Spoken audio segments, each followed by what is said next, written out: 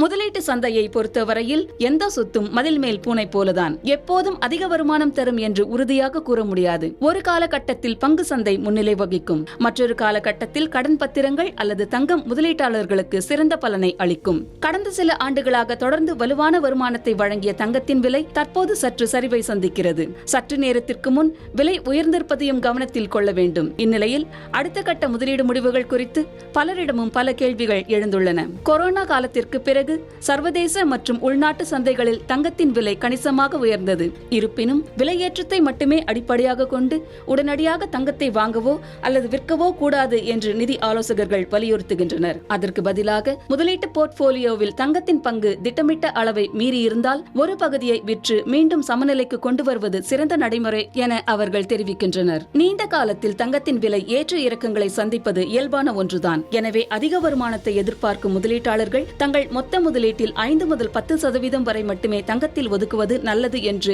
வர்த்தக நிபுணர்கள் கூறுகின்றனர். பாதுகாப்பை முன்னிலைப்படுத்துவோர் 10 முதல் 15% வரை வைத்திருக்கலாம் எனவும், தங்கத்தில் முதலீடு செய்யும் வழிகளில் நேரடியாக வாங்குதல், கோல்ட் ETF போன்றவை பாதுகாப்பான தேர்வுகளாக நிதி ஆலோசகர்களால் கருதப்படுகிறது. அதே நேரத்தில் டிஜிட்டல் கோல்டை பொறுத்தவரை அது செபி அல்லது ரிசர்வ் வங்கியின் கீழ் வராது என்பதால் அதில் கொஞ்சம் ஆபத்து இருப்பதாகவே பார்க்கப்படுகிறது. இறுதியாக தங்கம் லாபத்திற்கான முதலீடு மட்டுமல்ல, பாதுகாப்பான சொத்தும் என்பதால் தேவையான அளவில் மட்டுமே தங்கத்தில் முதலீடு செய்வது எப்போதுமே பாதுகாப்பானது என்று வர்த்தக நிபுணர்கள் தெரிவிக்கின்றனர்.